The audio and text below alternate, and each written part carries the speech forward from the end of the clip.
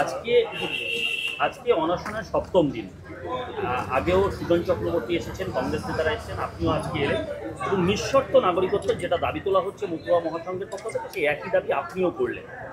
কি বলবেন? দেখুন, এটা আমাদের পার্টির, এবং খালি এটা আমাদের পার্টির বলে নয়, ভারতের বুকে এটা বামপন্থীদের এটা চিরকালীন অবস্থান। স্বাধীনতার দিন থেকে এটা আমাদের অবস্থান।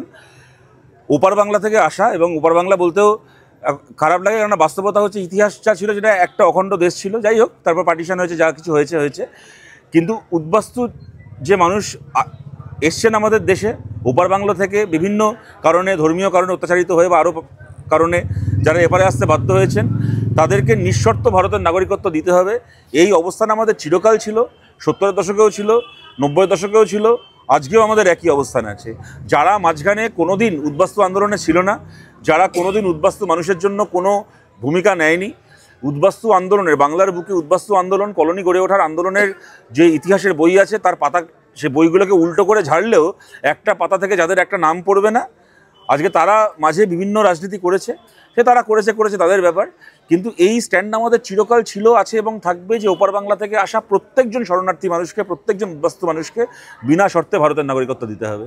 কিন্তু শান্তনু ঠাকুররা তো বলছে যে নিঃশর্ত যদি দিতে যাওয়া হয় তাহলে এখানে উগ্রবাদীরা ঢুকে যাবে, সেই কারণেই তারা নিঃশর্তভাবে কোনোভাবে নাগরিকত্ব সম্ভব না, সেটা বারবার করে তারা বলছে। দেখুন, ওপার বাংলা থেকে আসা একজন শরণার্থীকে যদি ওনার এখন উগ্রবাদী বলে সন্দেহ করতে ইচ্ছে করে, তাহলে উনি করুন, কিন্তু সেটা ওনার রাজনীতি। কিন্তু ওনার এই বক্তব্যটা ওনার দলের বক্তব্য কিনা আমরা জানি না।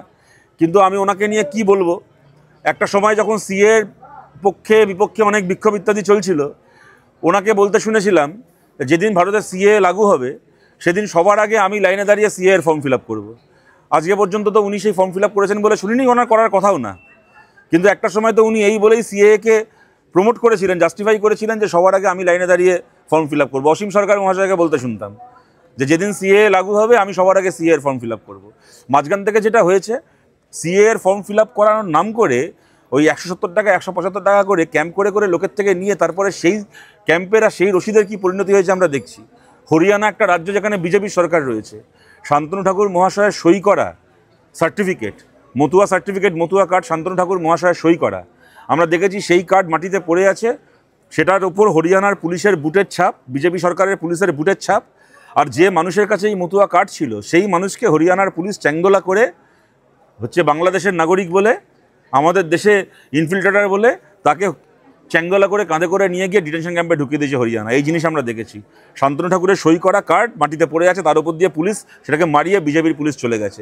সুতরাং এই যে রাজনীতি হচ্ছে, এটা অত্যন্ত জঘন্য রাজনীতি হচ্ছে। দেখুন, 34 বছর আমরাও সরকার চালিয়েছি এখানে, তার আগে পরে বাংলায় উদ্বাস্তু আন্দোলনের, বামপন্থীদের একটা ইতিহাস রয়েছে, কিন্তু কোনোদিন কেউ কল্পনা করতে পারতো না, না মতুয়া আন্দোলনকে, না ঠাকুরবাড়িকে, তার এই যে একটা গৌরবের ঐতিহ্য, সেটাকে রাজনীতির জন্য, দলাদলির জন্য এরকমভাবে টুকরো টুকরো করা হবে। আমরা চাই, দেখুন, এখানে দাঁড়িয়ে যে আন্দোলনের প্রতি, যে লড়াইয়ের প্রতি সংহতি জানাতে আমরা এসেছি, আমাদের কাছে সেই সংহতিটাই এখানে মুখ্য। আমরা সেই কথাগুলো বলেছি, কিন্তু আমরা মনে প্রাণে চাই, আমাদের পার্টি এটা চাই, আমরা চাই ঠাকুর বাড়িও জোড়া লাগুক, মতুয়া আন্দোলন ঐক্যবদ্ধ থাক, এবং এত মানুষের, এবং মতুয়া আন্দোলন মানে তো আজকের একটা এসআইআরের বিরুদ্ধে লড়াইয়ের প্রশ্ন না, এটা স্বাধীনতার আগে থেকে আজকে 100 বছরের ওপর, 150 বছর পুরনো, যে সমাজের সবচেয়ে পিছিয়ে পড়া মানুষের সামনের দিকে এগোনোর যে একটা লড়াই, যে আন্দোলন, মানুষ ঐক্যবদ্ধ ছিলেন বলেই সেই লড়াই আজকে এই জায়গায় এসছে। সেই ঐক্য যেন রাজনীতির নাম করে, দলাদলির নাম করে কেউ নষ্ট করতে না পারে। আমরা চাই মানুষ ঐক্যবদ্ধ থাকুন। কংগ্রেস আগে এসছে, পরে সিপিএম এসছে, এটি নিয়ে শান্তনু ঠাকুর রীতিমতো কটাক্ষ করেছেন, বলেছেন কংগ্রেস, সিপিএম, তৃণমূল একই দিনকে 3টে কুসুম।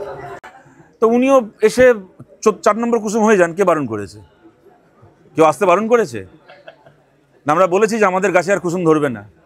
কে এসছে তো বড় কথা নয়, যিনি এলেন না, যারা এলেন না তারা কেন এলেন না, আমাদের কাছে তো সেইটা প্রশ্ন। যারা ভোটের আগে আসবেন মানুষের কাছে ভোট চাইতে, ভোটটা পেয়ে যাওয়ার পরে তারপরে দাঁড়িয়ে বলবেন যে ভোট পেয়ে গেছো, আমি মন্ত্রী হয়ে গেছি, আমি মন্ত্রী থাকবো তোমার ভোটে, আমি এমপি থাকবো, কিন্তু যে আমাকে ভোটটা দিয়েছে তার নামটা এবার এসআইআরে বাদ চলে যাক, 2-3টে ভোট এখন আর দিতে হবে না, পরের বার ভোট আবার 2-3 বছর পরে আবার ভোট দেবে। দেখুন, ছোটোবেলা যে আমাকে হাতে করে ভাত মেখে খাইয়েছে, আজকে আমি নিজে হাতে ভাত খেতে শিখে গেলেও কোনোদিন চাইবো না ছোটোবেলা যে আমার মুখে ভাত তুলে দিয়েছে সে কোনোদিন অভুক্ত থাক। এটাই সাধারণ মানুষের ধর্ম। আমি জানি না কি করে কেউ একথা বলতে পারেন, যার ভোটে আমি এমপি হলাম, যার ভোটে আমি মন্ত্রী হলাম, আমি এমপি থাকবো, আমি মন্ত্রী থাকবো, কিন্তু তোমার ভোটটা থাকবে না। আরেকটা বিষয় হচ্ছে তৃণমূলের পক্ষ থেকে এসআইআর এর বিরুদ্ধে পথে নেমেছেন মুখ্যমন্ত্রী অভিষেক, কিন্তু এখানে যখন আন্দোলন হচ্ছে আজকে 7 দিন পার হতে চললো, এখনো পর্যন্ত তৃণমূলের প্রতিনিধি দল এখানে আসেনি বা তাদের কোনো ভূমিকা সেই অর্থে দেখা যায়নি। মতুয়ারাই বলছে যারা দেখুন, আশাটা উচিত ছিল, আমরা আশা করি, দেখুন আমরা আশা করি ওনারা আসবেন, আসা উচিত ছিল, বহু আগে আসা উচিত ছিল। কারণ দেখুন, এখানে এই এতজন মানুষ আজকে না খেয়ে আছেন, অনশন করছেন, অসুস্থ হয়ে পড়ছেন, এবং সত্যি সত্যি তারা যদি দাবিটা করছেন, রাজনৈতিকভাবে তো তৃণমূল এই দাবির বিরোধী নয়, আমরা যতদূর জানি। যদিও এটাকে নিয়েও এখন বলতে চাইলে অনেক কথা বলা হয়ে যায়, যে 2003 সালের আইনের জন্য আজকে এই সর্বনাশটা হয়েছে, সেই 2003 সালের আইনটা হয়েছিল বাজপেয়ী মমতা বন্দ্যোপাধ্যায়ের মন্ত্রিসভার আইন। সেটা আজকে দেখুন, আমি ছোটোবেলা পশ্চিমবাংলায়, যে বাংলায় আমি বড় হয়েছি, এবং এটা আমার ধারণা আমার প্রজন্মের যারা যে কথাটা শুনছেন সবার অভিজ্ঞতার সাথে আমার অভিজ্ঞতাটা মিলবে। আমরা ছোট থেকে যখন বড় হয়েছি এ কথা বলতে শুনতাম আমাদের মাটিতে দাঁড়িয়ে একজন নেত্রীকেই, যে ভারতের বা পশ্চিমবাংলার ভোটার লিস্টটা খালি ভারতবাসীদেরকে নিয়ে নয়, পশ্চিমবাংলার ভোটার লিস্টে প্রচুর বাংলাদেশি রয়েছে। এই কথাটা কিন্তু পশ্চিমবাংলার মাটিতে দাঁড়িয়ে কোনোদিন জ্যোতি বসুকেও বলতে শুনিনি, কোনোদিন প্রণব মুখার্জিকেও বলতে শুনিনি, কাউকে বলতে শুনিনি, একজনকেই বলতে শুনেছি, আপনারা জানেন কাকে বলতে শুনেছি। সুতরাং এখন বলতে চাইলে সেই ইতিহাস অনেক কথা চলে আসে। কিন্তু যাই হোক, আজকে যেটা পরিস্থিতি, আমরা অবশ্যই মনে করি সরকারের পক্ষ থেকে একটা মধ্যস্থতা করা উচিত, এবং করা হবে না কেন? ধরুন, কেরালায় তো আমাদের সরকার রয়েছে, এসআইআর তো পশ্চিমবাংলার সাথে সাথে কেরালাতেও এখন চালানো হচ্ছে। কেরালায় তো কাউকে এসআইআরের জন্য অনশনও করতে হচ্ছে না, আর কাউকে আতঙ্কে মারাও যেতে হচ্ছে না, কেননা কেরালায় আমাদের সরকার জানে, আমাদের বিএলওরা জানে যে যেন তেন প্রকারে হোক মানুষের অধিকারকে আমাদের রক্ষা করতে হবে, নাগরিকত্ব আমাদেরকে রক্ষা করতে হবে। বিহারে আজকে বিজেপি একটা কাজ করতে পেরেছে, কেন পেরেছে? বিহারে গভর্নমেন্টটা বিজেপির নিজের গভর্নমেন্ট, তারা যা চেয়েছে করেছে। কিন্তু যদি কোনো রাজ্যে বিজেপির নিজের গভর্নমেন্ট না থাকে, তাহলে সেই রাজ্যে বিজেপির ইচ্ছে মতো সব কিছু হয়ে যাবেই বা কেন? তাহলে লাভটা কী হলো বিজেপি বিরোধী গভর্নমেন্ট থেকে? এই যে আমরা বড়াই করে বলি যে আমাদের রাজ্যে বিজেপি হেরে গেছে, এই বিজেপির হেরে যাওয়ার নমুনা যে দাঁড়িয়ে একটা লোক বলছে 1 কোটি লোককে দেশ থেকে তাড়িয়ে দেবো, অমনি তাই শুনে আতঙ্কে 5 জন মানুষের প্রাণ চলে যাচ্ছে। তাহলে লাভটা কী হলো এখানে বিজেপির হেরে? কই কেরালায় তো কাউকে এরকমভাবে প্যানিকে মারা যেতে হচ্ছে না, কেরালায় তো কাউকে আজকে না খেয়ে বসে থাকতে হচ্ছে না। সুতরাং আমরা অবশ্যই এটা মনে করি যে রাজ্যের সরকার, মুখ্যমন্ত্রী অভিষেক বন্দ্যোপাধ্যায় তারা এগিয়ে আসুন। অভিষেক বন্দ্যোপাধ্যায়কে কথা বলতে চাই না, উনি একজন এমপি, আমাদের রাজ্যে অনেক এমপি আছেন, তিনি তার মধ্যে একজন এমপি, কিন্তু অবশ্যই রাজ্যের মুখ্যমন্ত্রী, রাজ্যের সরকারের এগিয়ে আসা উচিত।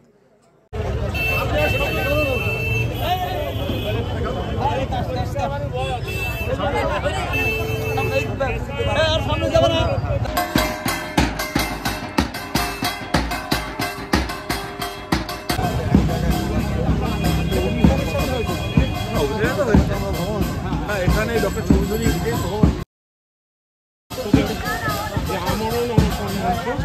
সেই অনুষ্ঠান মঞ্চের দিকে বাংলার মানুষ যদি রাস্তায় নেমে আসে, যদি সমস্ত বাংলার অমিত শাহের একটা বক্তব্য ভিডিও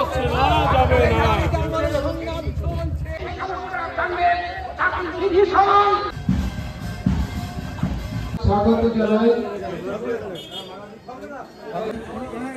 পলাশ দাস এবং শতরূপ ঘোষ।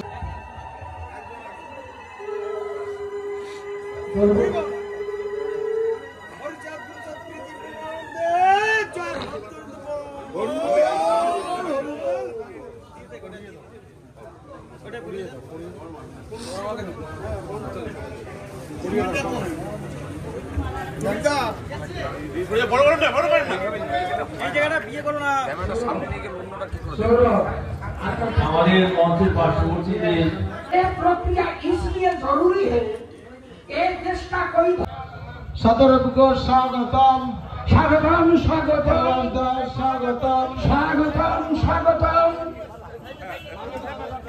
অল ইন্ডিয়া মতুয়া যারা আসছেন তাদের সসম্মানে জায়গা করে দেবেন। এই শান্তি হরিগুরু চাঁদকে মানন্দে সামনেটা ছেড়ে দিন, সামনেটা ছেড়ে দিন। শান্তি হরি